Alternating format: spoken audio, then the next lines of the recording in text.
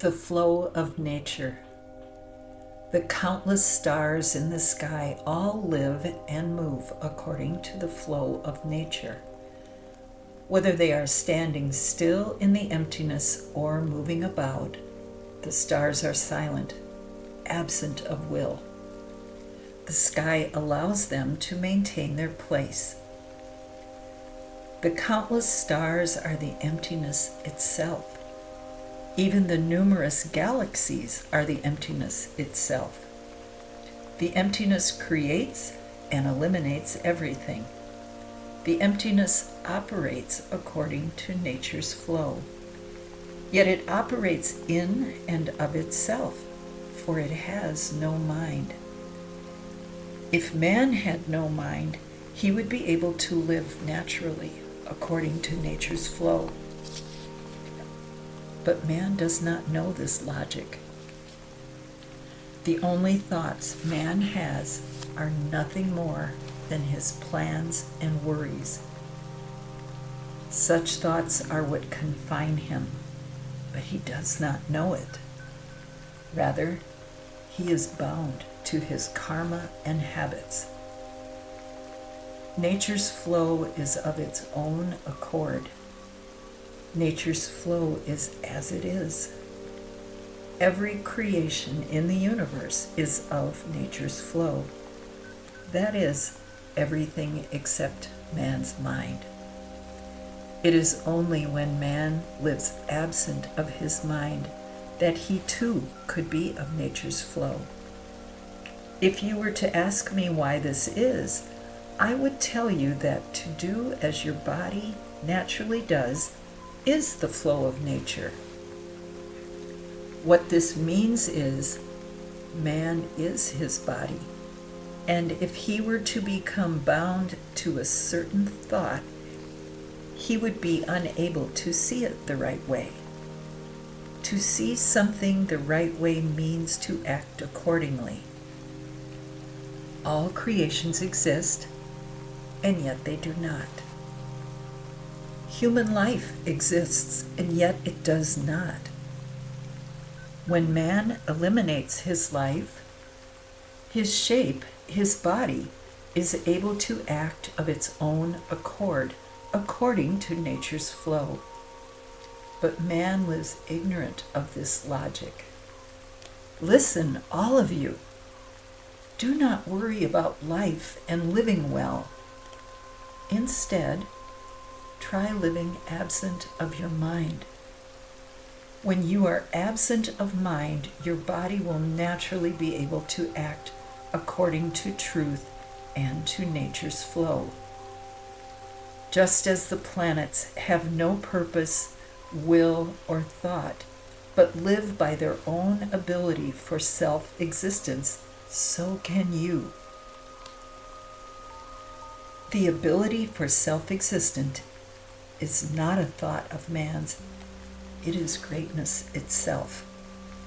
The difference between acts that stem from man's thoughts and the ability for self-existence is that thoughts enslave man. They keep him bound, while the ability for self-existence is a thing that is of itself and is of nature's flow. This ability for self-existence has no hindrances, hang-ups, or conflicts, and so one's life would be smooth sailing.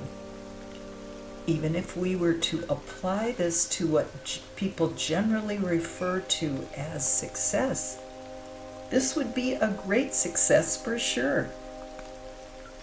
This is because human life is false and hollow. Yet man lives creating it. He lives creating conflicts that are hindrances, which is why his life is indeed false and hollow. When one has no mind, he has no hindrances. Conflict is hindrance, hindrance is conflict. Nature's flow is truth. To live according to this flow means to have no hindrances or conflicts. But man does not know this.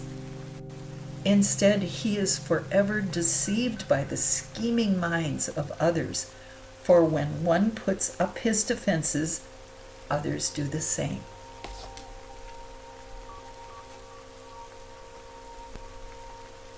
Wanderer. The wanderer on the road makes haste. A person who practices Do, truth or the way, must do so in order for him to arrive at the place that practices Do. No matter how smart one may be, no matter how clever one may be, if he were to talk about the road without actually being on it, if he were to talk about the road without ever having walked upon it, then he would merely be talking about his own thoughts, not the road itself. The way of truth is not of man's thoughts. Human life is like the road a wanderer takes. There are those who complain that the road is too long without ever having walked it. Then there are those who doubt whether this is the right road altogether without ever having walked it. There are so many types of people. Do not sigh and complain that the road is too long. Walk it, and you will eventually get to the destination. A person who is caught up in all sorts of things, a person who pretends to know all sorts of things, such a person is unable to see heaven, even though it has come, even if it leaves.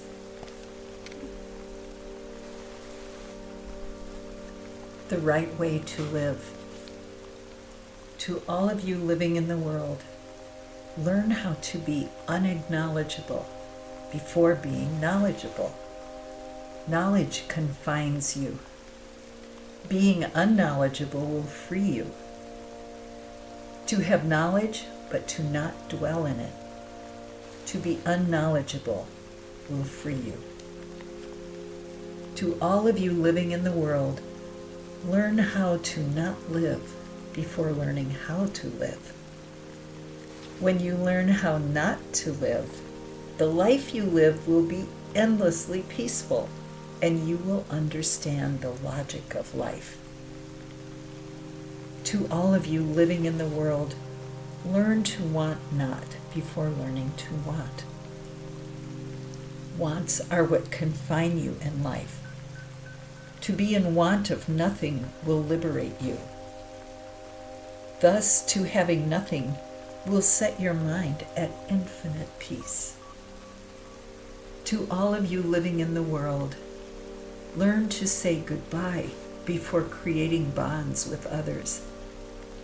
If you force yourself to create bonds, it would be nothing but laborious. If you were to create bonds after having learned to say goodbye, those bonds would be new every day, and they would be full of affection and endless peace. To all of you living in the world before you learned love, compassion, and benevolence, learn to be absent of mind when dealing with others. When you deal with others after having learned to be absent of mind, they will be at great peace. When you deal with others after having learned to be absent of mind, you will be at great peace. To all of you living in the world, do not regard various things as being different. If you dwell in those various things, your sense of self will become greater, and you will dwell in your mind. The state in which you no longer view objects as being objects is the boundlessly peaceful state. Furthermore, when you no longer have a discerning mind, you will be able to live a true life. To all of you living in the world, do not be bound to words. If you do, there will be no freedom for you. You will be shackled. Your thoughts are what destroy you. To be able to see all things in nature clearly is what it means to live a true life. To all of you living in the world, do not be deceived into creating your own conceptions of things. Your own thoughts are what deceive you. You do not realize that everything is truth as it is, and that God and Buddha do not exist separately from creation. It is only when you live knowing that everything in the universe is truth that you will live the right way. Mind 2.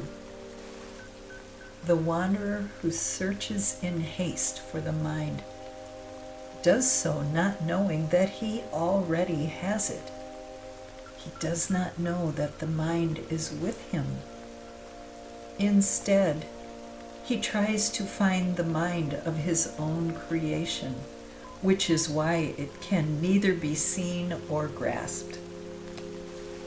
He who believes in Jesus lives bound to Jesus. He who believes in Buddha lives bound to Buddha. I have come to the world with truth, a truth that allows for man to find the mind at least 100 times faster than through the teachings of Jesus or Buddha. I teach this truth to people, but none of them believe it. They go on being bound to Jesus and Buddha. Over the span of thousands of years, man's ideas have changed. And upon seeing this, heavens realized that these ideas are insufficient. Hence, heaven has laid out a new dough, truth or way. But man continues his search for the mind of his creation. Thus he remains lost just as ever. The mind belongs to the original self. So do not blame others. You will find your true self once you die. To die or not to die all depend on the mind. My will, Roman letter 2. Ask people what they have become enlightened of. There is no such thing as enlightenment for man, nor has he ever known anything. Man's thoughts fabricate his enlightenment or unenlightenment. Enlightenment does not exist, but man's mind is what creates its existence or non-existence. Man's mind is what constantly makes a fuss. Human life is a fleeting memory, a shadow one hunts out, but it is nothing more than a shadow. In that shadow he lives deceived. His shadow mind does not actually exist, and it too is fleeting. Man's mind is always in want. His wants are his kleshas, which are nothing but dust. Man thinks not of how the dust will eventually disappear. He thinks he will live on, even after having become dust. Mankind's false dreams are many, more than enough to fill the universe to the brim. But those dreams are not real, which is why they too will eventually disappear. They will disappear because they never existed in the first place. That they never existed means they were never truth. Human beings spend their lives dreaming their false dreams only to die one day. Though he wanders from place to place in search of the mind, man does not know where it is. Man lives ever lost in his mind. Man lives deceived by his mind. Man alone is piteous. He cannot undo his false mind. He looks back, but cannot really see. He does not know what it is he has seen or what it is he has come to know. Man lives a lifetime of falseness, and without knowing the meaning or purpose, he dies and goes on to the next world. That he goes is due to his wants. That he comes is due to his wants. Man lives according to countless kleshes, ignorant of how going and coming are the same. I follow a path only to find that it becomes a narrow trail, only to find that path is not the path. With a hollow, desolate heart, I turn back. I cannot begin to describe this hollowness to anyone. There is no way to console this heart of mine. I beat my breast, but no one knows. The people of this world say that I am mad, but not a single one of them seek to understand this state of madness. I wipe the lonely, bitter smile off my face and continue on my path of madness and wandering. But man knows not where he must go, what he must seek out, or what he must do. Therefore, his is a path of wandering. What man knows is nothing more than a mind full of wants. Falseness is all he knows with his false mind. He knows an abundance of things he need not know, which is why he alone creates kleshes. The mind he has is a kind of attachment, which he has come to attain while living. Because of this attachment, delusions are born. Because of this attachment, these delusions ripen. In him he stores all of these countless delusions, and with them he lives in the world, only to find that due to their disharmony with heaven, they have perverted his mind. There is not a single person in this world who knows that in the absence of his mind, the body and mind are one. With a deep sigh, I lay with my head pillowed on my arm. There is a limit to what man knows. Thus there is not a single person worth asking. With a hollowness in my mind, I stare into the ceiling. Who could possibly know my torment? With my head pillowed on my arm and my leg crossed over onto the other, I stare into the invisible ceiling, thinking intently.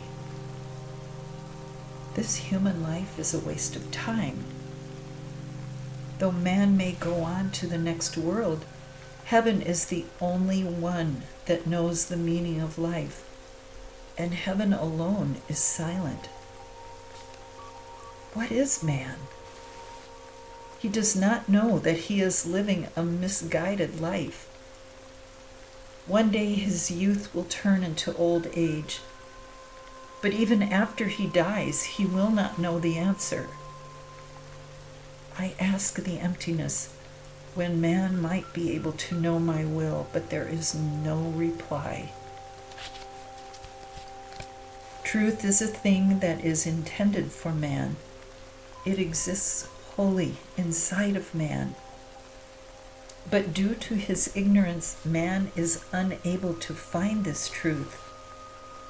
Though he is within truth, he makes a huge fuss about finding it. He blames the passing of time, and he blames birth and death. Though I beat my chest and beseech them, not a single person knows. As I walk, I look to the blue sky countless times. Heaven alone knows this worry-filled mind of mine. Man does not know why the clouds are drifting by or why the empty sky exists, but only the emptiness remains. If one sees images to be nothing more than images, then one would not know that this is the right way. Man struggles. He tries to grasp everything. Only through what he sees with his eyes. The mind does not exist inside man's mind.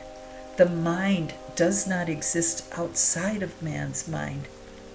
The mind is the whole of creation. The mind is of its own accord. The mind is the flow of nature. The mind is truth. The mind is as it is.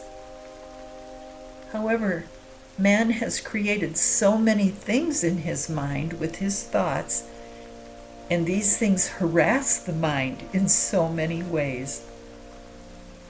Despite this, the mind has no thoughts or purpose. It has nothing. The mind is not something that exists outside of man's mind. Neither is it something that exists in the images of things. The mind simply exists as it is. And this mind is the only truth there is in the world. But people fabricate so many things, and in their minds they create their minds. Therefore, how could they possibly understand the true will of the emptiness? Heaven and man are one. But it is man's mind that sees them to be otherwise. He who lives with things stored in his mind is a person who has in his mind and a mind outside his mind. The mind is one. It has no inside or outside. All things that exist are the mind. But man is the one who differentiates them. There is no life or death. There is no birth or demise. But man differentiates them, depending on all things and their images. Man's mind ripples like the waves of the ocean. His mind rocks with the waves, and so to calm his mind, the waves must be put to sleep. The winds are what cause the waves. To put the winds to sleep, he must not regard the winds as winds. He must dance, but not be in it. He must know to just be. He must not stir up his futile mind. The wind that does not belong to anything, the wind of the absolute source, is the true wind. The wind of the absolute source is simply the wind. It does not move with the wind. Man lives dreaming dreams, and he lives on his dreams.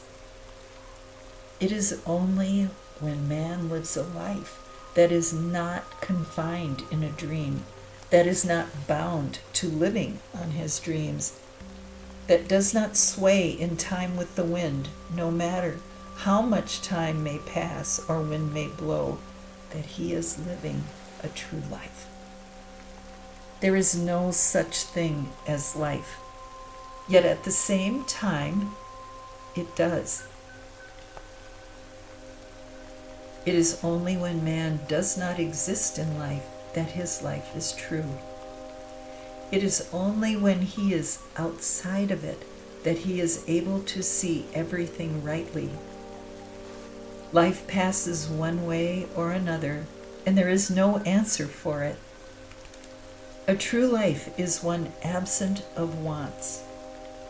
It is one that does not belong to anything.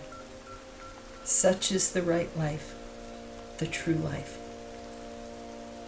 Days of whistling tunes, of laying around on the hills with one's head pillowed by one's arm, days of singing melodies. It is only when such memories are not memories that his is a true life. It is only when one does not exist in one's mind that his is a true life. But when will man learn it? I ask heaven this. Not a single person can possibly understand how I feel. Though all I have may be my troubled mind, I am not in it. But man has no choice but to live in his agony. As I try being in man's shoes, I realize how stifling it is.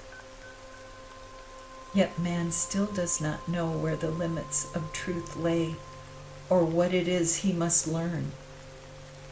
Instead, his mind is in turmoil, and he constantly speaks as if he knows everything.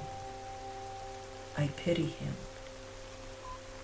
The mind does not exist only in one place.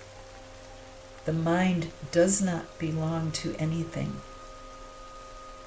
But man buries his mind in one thing. He lives with his mind fixed on one thing. Thus I await the day when I may free man of his life. Heaven alone waits without a word for its will to become man's will, and for man's will to become heaven's. I too wait without a word. This alone is the only way I can live. This alone is the only way man may be saved. When will man come to know this? Carefully, I put down my pen. Human life, Roman letter 2.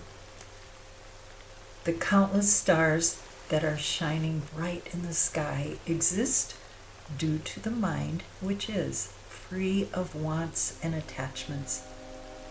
But the mind of man is constantly turbulent of its own accord because he exists. The existence of his self is his attachment. Attachments are wants. His wants exist because he lives his life. Life means existence, and due to this existence, man lives. Thus, existence exists, but such an existence is false. When seen from the source, falseness does not exist, but man believes it too exists, which is why all that is his is futile, and why his life is not righteous. His life is not righteous because of the wants and attachments he has. Human life exists of itself and dies of itself. That it is of itself means it is as it is. But man does not know this. Though he has been living for countless years, man is unable to see the bright sun due to his wants and attachments. This bright light is unhindered. Hindrances are hang-ups, and such hang-ups are what make it impossible for man to become one with the world. Man cannot become one with the world because his individual self exists. Though the individual is originally an expression of the whole, the individual has habits created by the body and life he has. What are habits? They are the learned actions of his life.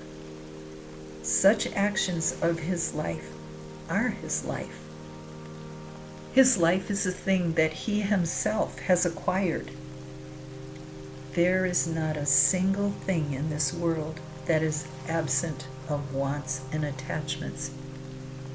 Yet everything is absent of wants and attachments. Though wants and attachments do not exist, they exist. Thus, existence and non existence are one. But man does not know this.